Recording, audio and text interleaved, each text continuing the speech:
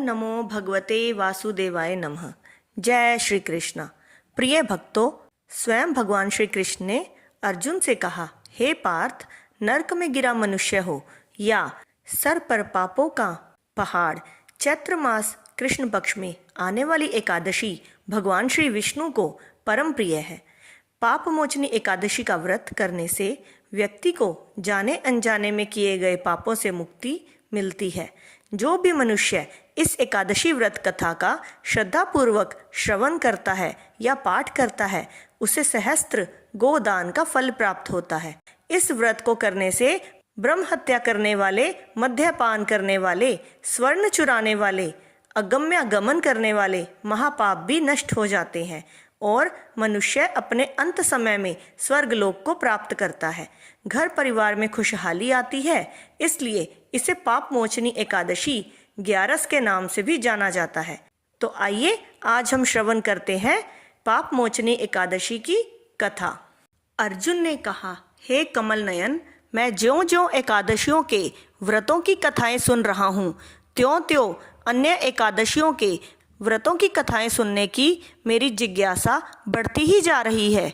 हे मधुसूदन, आप कृपा कर चैत्र माह के कृष्ण पक्ष की एकादशी के विषय में बतलाइए।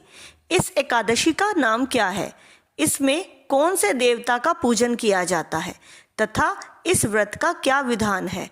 हे श्री कृष्ण, यह सब आप मुझे विस्तार पूर्वक बताने की कृपा करें। भगवान श्री कृष्ण ने कहा, हे अर्जुन, चैत्र मास के कृष्ण पक्ष की एकादशी को पाप मोचनी एकादशी के नाम से जाना जाता है। एक बार की बात है, पृथ्वीपति राजा मानधाता ने लोमश ऋषि से यही प्रश्न किया था जो तुमने मुझसे किया है।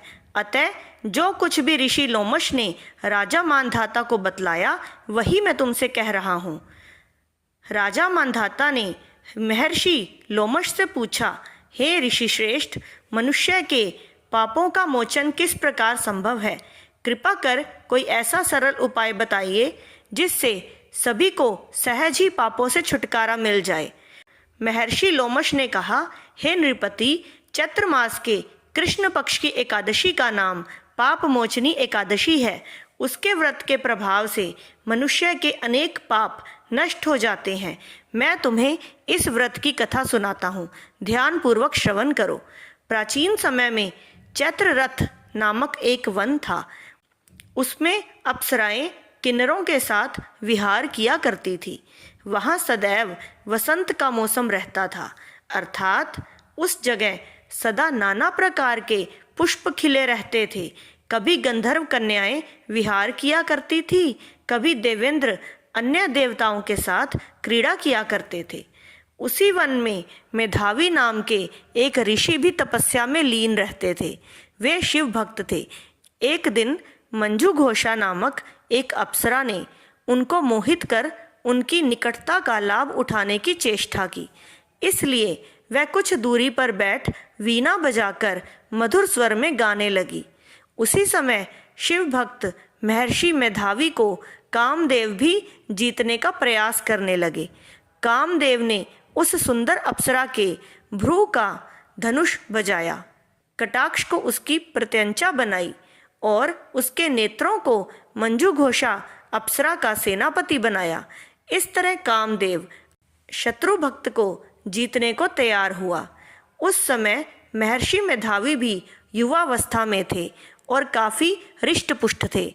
उन्होंने यज्ञोपवीत तथा दंड धारण कर रखा था। वे दूसरे कामदेव के समान प्रतीत हो रहे थे। उस मुनि को देखकर कामदेव के वश में हुई मंजू घोषा ने धीरे धीरे मधुर वाणी से वीणा पर गायन शुरू किया। तो महर्षि मेधावी भी मंजू घोषा के मधुर गाने पर तथा उसके सौंदर्य पर मोहित हो गए। वह अप्सरा मेधावी मुनि को कामदेव से पीड़ित जानकर उनसे आलिंगन करने लगी। महर्षि मेधावी उसके सौंदर्य पर मोहित होकर शिव रहस्य को भूल गए और काम के वशीभूत होकर उसके साथ रमण करने लगे। काम के वशीभूत होने के कारण मुनि को उस समय दिन रात का कुछ भी ज्ञान न रहा और काफी समय तक वे रमण करते रहे। तदुपरांत मंजू घोषा उस मुनि से बोली, हे ऋषिवर, अब मुझे बहुत समय हो गया है, अतः स्वर्ग जाने की आज्ञा दीजिए। अप्सरा की बात सुनकर ऋषि ने कहा, हे मोहिनी, संध्या को तो आई हो, प्रातःकाल होने पर चली जाना। ऋषि के ऐसे वचनों को सुनकर अप्सरा उनके साथ रमण करने लगी। इसी प्रकार दोनों ने साथ साथ बहुत समय बिताया। मंजूघोषा ने एक दिन ऋषि से कहा, हे विप्र, अब आप मुझे स्वर्ग जाने की आज्ञा दीजिए। मुनि ने इस बार भी वही कहा, हे रूपसी, अभी ज़्यादा समय व्यतीत नहीं हुआ है, कुछ समय और ठहरो। मुनि की बात सुनकर अप्सरा ने कहा, हे ऋषिवर, आपकी रात तो बहुत लंबी है, आप स्वयं ही सोचिए कि मुझे आपके पास आए कितना समय हो गया, अब और ज़्यादा समय तक ठहरना क्या उचित है। अप्सरा की बात सुन मुनि को समय का बोध हुआ और वह गंभीरतापूर्वक विचार करने लगे। जब उन्हें समय का ज्ञान हुआ कि उन्हें रमण करते 57 वर्ष व्यतीत हो चुके हैं, तो उस अप्सरा को वह काल का रूप समझने लगे। इतना ज़्यादा समय भोग विलास में व्यर्थ चला जाने पर उन्हें बड़ा क्रोध आया। अब वह भयंकर क्रोध में जलते हुए उस तप नाश करने वाली अप्सरा की तरफ भ्रिकुटी तानकर देखने लगे। क्रोध से उनके अधर कांपने लगे और इंद्रियां बेकाबू होने लगी। क्रोध से थरथराते स्वर में मुनि ने उस अप्सरा से कहा, मेरे तप को नष्ट करने वाली दुष्टा, तू महापापिन और बहुत ही दुराचारिणी है, तुझ पर धिक्कार है। अब तू मेरे श्राप से पिशाचिनी बन जा। मुनि के क्रोधायुक्त श्राप से वह अप्सरा पिशाचिनी बन गई। यह देख वह व्यथित होकर बोली, हे ऋषिवर, अब मुझ पर क्रोध त्याग कर प्रसन्न होइए और कृपा करके बताइए कि इस शाप का निवारण किस प्रकार होगा। विद्वानों ने कहा है, साधुओं की संगत अच्छा फल देने वाली होती है और आपके साथ तो मेरे बहुत वर्ष व्यतीत हुए हैं, अतः अब आप मुझ पर प्रसन्न हो जाइए, अन्यथा लोग कहेंगे कि एक पुण्य आत्मा के साथ रहने पर मंजूघोषा को पिशाचिनी बनना पड़ा। मंजूघोषा की बात सुनकर मुनि को अपने क्रोध पर अत्यंत ग्लानि हुई, साथ ही अपनी अपकीर्ति का भय भी हुआ। अतः पिशाचिनी बनी मंजूघोषा से मुनि ने कहा, तूने मेरा बड़ा बुरा किया है, किंतु फिर भी मैं तुझे इस श्राप से मुक्ति का उपाय बतलाता हूँ। चैत्र मास के कृष्ण पक्ष की जो एकादशी है उसका नाम पाप मोचनी है। उस एकादशी का उपवास करने से तेरी पिशाचिनी की देह से मुक्ति हो जाएगी।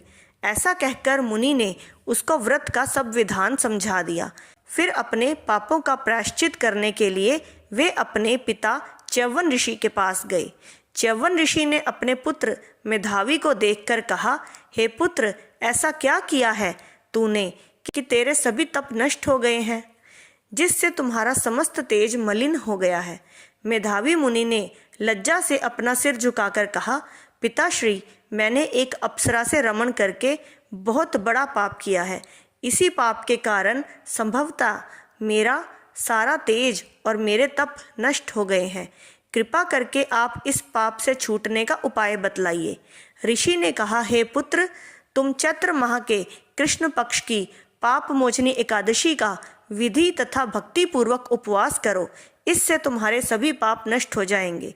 अपने पिता च्यवन ऋषि के वचनों को सुनकर मेधावी मुनि ने पाप मोचनी एकादशी का विधि पूर्वक व्रत किया। उसके प्रभाव से उनके सभी पाप नष्ट हो गए। मंजूघोषा अप्सरा भी पाप मोचनी एकादशी का उपवास करने से पिशाचिनी की देह से छूट गई और पुनः अपना सुंदर रूप धारण कर स्वर्गलोक चली गई। लोमश ऋषि ने कहा, हे राजन, इस पाप मोचनी एकादशी के प्रभाव से समस्त पाप नष्ट हो जाते हैं। इस एकादशी की कथा के श्रवण व पठन से 1000 गोदान करने का फल प्राप्त होता है। इस उपवास के करने से ब्रह्म हत्या करने वाले, स्वर्ण चुराने वाले, मद्यपान करने वाले, अगम्यागमन करने वाले आदि भयंकर पाप भी नष्ट हो जाते हैं और अंत में स्वर्गलोक की प्राप्ति होती है। तो यही थी श्री पाप मोचनी एकादशी की व्रत की कथा। ऐसी और कथाएं सुनने के लिए हमारे इस धर्म ज्ञान चैनल को सब्सक्राइब करना ना भूलें। जय श्री कृष्ण।